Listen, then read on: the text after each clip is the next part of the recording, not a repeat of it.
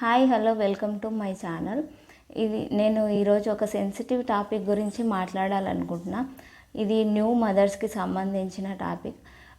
ఇది చూసే వాళ్ళకి చాలా చిన్నగా అనిపించవచ్చు, చిన్న విషయంలో అనిపించవచ్చు. కానీ కొత్తగా తల్లులైన వారికి, చిన్న పిల్లల తల్లులకి ఇవి చాలా పెద్ద విషయాలు.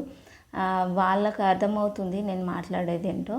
సో ఫస్ట్ విషయానికి వస్తే, చిన్నపిల్లలు ఉన్నవాళ్ళు ఫస్ట్ వాళ్ళకు తినిపించిన తర్వాతే తినాలి అని అనుకుంటారు తల్లులు. ఇది కరెక్ట్ కాదు. ఎందుకంటే వాళ్ళకి తినిపించకుండా మనం తింటే ఏదో గిల్టీగా ఫీల్ అవుతారు. అయ్యో పిల్లలకి తినిపించకుండా మనం తినేస్తున్నామే అని చెప్పేసి అంత ఫీల్ అవ్వాల్సిన అవసరం లేదు.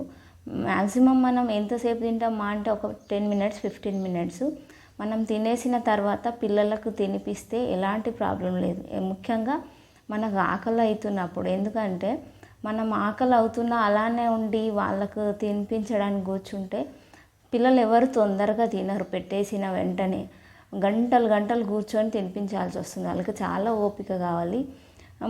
మనకు చిరాకు వస్తుంది. ఇంకా మన ఆకలితో వాళ్ళ మీద కోపం చూపిస్తాం.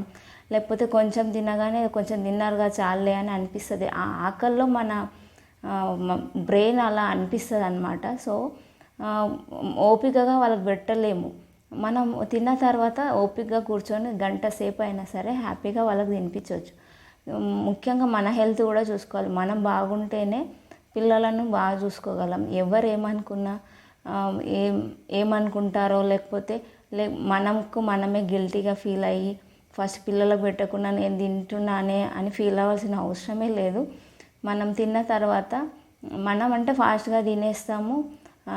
తర్వాత హ్యాపీగా వాళ్ళకి పెట్టుకోవచ్చు. వాళ్ళు ఆడుతూ పాడుతూ ఫోన్ చూస్తూ టీవీ చూస్తూ గంటలు గంటలు తింటారు. అంతసేపు మనకు ఓపిక ఉండదు. సో మనం తినేసిన తర్వాత వాళ్ళకి పెడితే హ్యాపీగా ప్రేమగా పెట్టగలుగుతాం, వాళ్ళ కడుపు నిండా పెట్టగలుగుతాం. లేకపోతే ఒక సైడ్ మనకు ఆకలి వేస్తుంటే చిరాకు వస్తుంది, కోపం వస్తుంది. వాళ్ళకు కడుపు నిండకుండానే తిన్నాడు కదా కొంచెం చాలే అని ఒక ఫీలింగ్ వస్తుంది. సో ఇది ఫస్ట్ విషయం. సో పిల్లల విషయంలో గిల్టీగా ఫీల్ అవుతుంటారు కొంతమంది మదర్స్. అందుకే నేను ఈ విషయం చెప్పాలనుకున్నా. సో ఇది ఫస్ట్ది. సెకండ్ విషయానికి వస్తే, కొంతమంది మదర్స్ పిల్లల్ని వదిలేసి జాబ్స్కి లేకపోతే వాళ్ళ పని మీద వెళ్తుంటారు. సో ఈ విషయంలో కూడా గిల్టీగా ఫీల్ అవుతుంటారు. అయ్యో నేను పిల్లలకి ఏం చేయలేకపోతున్నా అని చెప్పేసి. మన పిల్లల కోసమే కదా వాళ్ళు వెళ్ళేది. పిల్లలు బాగుండాలని వాళ్ళ కోసమే సంపాదించేది ఏదైనా సరే. సో అలాంటి మదర్స్ పిల్లల్ని వదిలేసిపోతున్నాం, వాళ్ళకు మేము ఏం చేయలేకపోతున్నాము, టైం స్పెండ్ చేయలేకపోతున్నా అని గిల్టీగా ఫీల్ అవ్వాల్సిన అవసరం లేదు. పిల్లలు అర్థం చేసుకోగలుగుతారు. ఇప్పుడు కాకపోతే పెద్దగా అయిన తర్వాత. పిల్లల్ని వదిలేసి ఎలా వెళ్తున్నారని వేరే వాళ్ళు అన్నా, లేకపోతే మనకు అనిపించిన అంత ఫీల్ అవ్వాల్సిన అవసరం లేదు. ఉన్న టైంలో మనం వాల్యుబుల్గా యూజ్ చేసుకోవాలి. ఇంటికి వచ్చిన తర్వాత ఫోన్లు అవి చూసుకోకుండా ఎక్కువ టైం వాళ్ళతో స్పెండ్ చేస్తే సరిపోతుంది. వాళ్ళకి తినిపించడం, పడుకోబెట్టడం, అప్పుడు మనకు హ్యాపీగా ఫీల్ అవ్వచ్చు.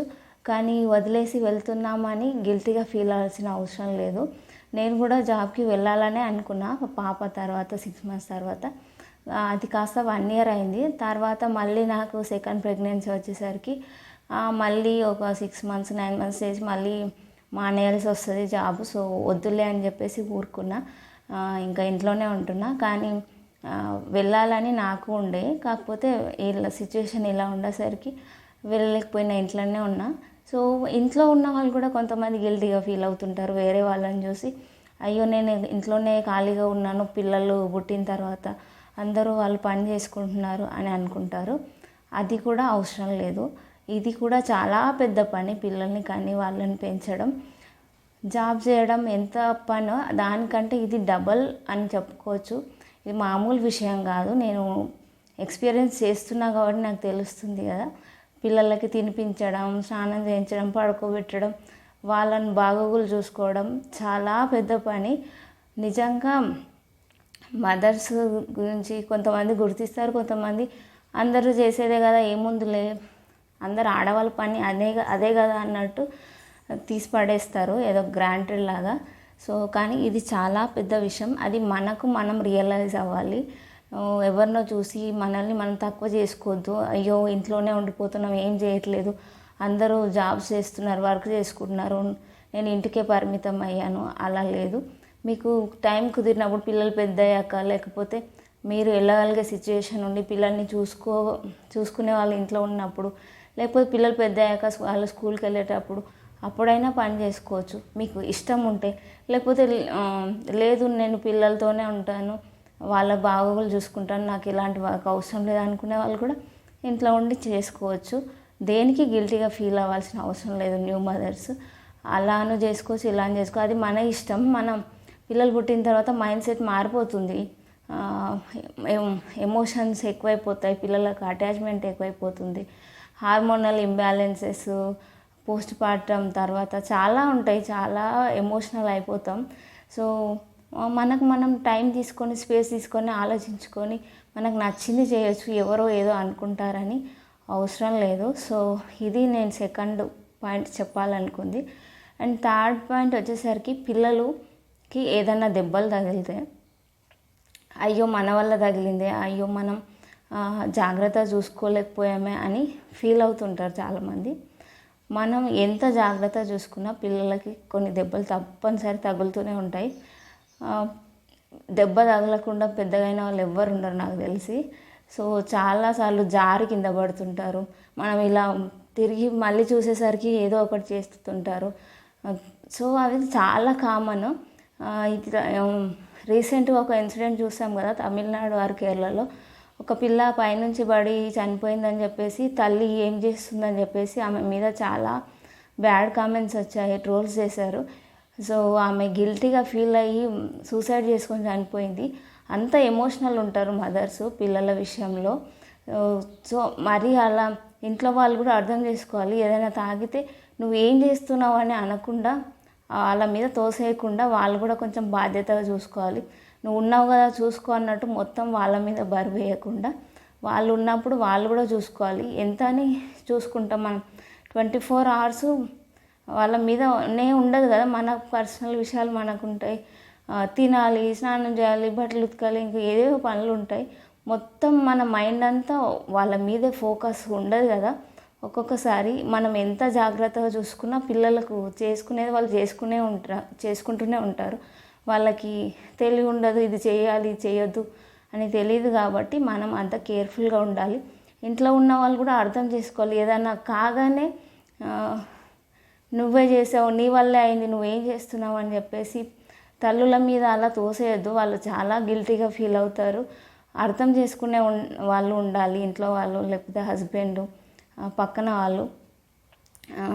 ఇలా జరుగుతుంటాయి కామన్, కేర్ఫుల్గా ఉండాలి అని అనుకోవాలి. కానీ మొత్తం వాళ్ళ మీదకి తోసేస్తే వాళ్ళు చాలా గిల్టీగా ఫీల్ అవుతారు, ఎమోషనల్గా చాలా బాధపడిపోతారు. అయ్యో మన వల్ల జరిగిందని చెప్పేసి కొంచెం సపోర్టివ్గా ఉంటే ఏం కాదులే అని చెప్పేసి వాళ్ళు కూడా కొంచెం కామ్ అవుతారు. సో ఇది నేను థర్డ్ పాయింట్ చెప్పాలనుకుంటుంది.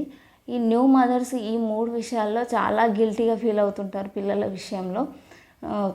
సో ఇంకో పాయింట్ ఏంటంటే, కొంతమంది పిల్లలు తొందరగా అన్నీ నేర్చుకుంటుంటారు, బుక్స్ తీసుకొని అన్నీ గుర్తుపట్టడం, లైక్ యానిమల్స్, ఫ్రూట్స్ అని, నంబర్స్ అని. సో అలా కొంతమంది నేర్పించేస్తుంటారు తొందరగా. ఇంకొంతమందికి వాళ్ళ స్ట్రెస్ వల్ల, లేకపోతే ఇంట్లో వర్క్ ఎక్కువ ఉండడం వల్ల. ఇప్పుడు నేను సెకండ్ టైం ప్రెగ్నెంట్ కాబట్టి నాకు అంత ఓపిక ఉండట్లేదు నా బేబీకి ఏమీ నేర్పించడానికి. సో అలా వాళ్ళ సిచ్యువేషన్స్, ఎవరి సిచ్యువేషన్స్ వాళ్ళవి. సో అయ్యో వాళ్ళ పిల్లలు నేర్చుకుంటున్నారు, మా పాపకి నేను ఏం నేర్పించట్లేదే, నా పాప వెనుకబడిపోతుంది, ఇలాంటివి అవసరమే లేదు.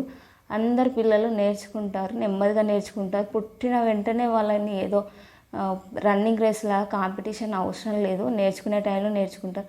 మీకు టైం ఉంటే ఓపిక ఉంటే నేర్పించండి, వెరీ గుడ్, చాలా మంచిది. పిల్లలు తొందరగా నేర్చుకొని అందరి ముందు వాళ్ళకి వచ్చినాయి చెప్తుంటే మంచిగా ప్రౌడ్గా అనిపిస్తుంది. నేర్పించలేకపోతే ఇట్స్ ఓకే, మీకు టైం కుదిరినప్పుడు వాళ్ళు స్కూల్కి ఎలాగో రుద్ది నేర్పిస్తారు. ఇప్పటి నుంచి వాళ్ళని రుద్దడం ఎందుకు? ఓకే, వాళ్ళకి ఇంట్రెస్టింగ్గా ఉంటే వాళ్ళు నేర్చుకోగలిగితే ఓకే. ఫోర్స్ చేసి నువ్వు ఇది నేర్చుకోవాల్సిందే, ఇది చదువు అని చెప్పేసి కూర్చోబెట్టలేము మనం పిల్లల్ని. ఇవి నేను చెప్పాలనుకుంటుంది. Thank you so much. Subscribe to my channel.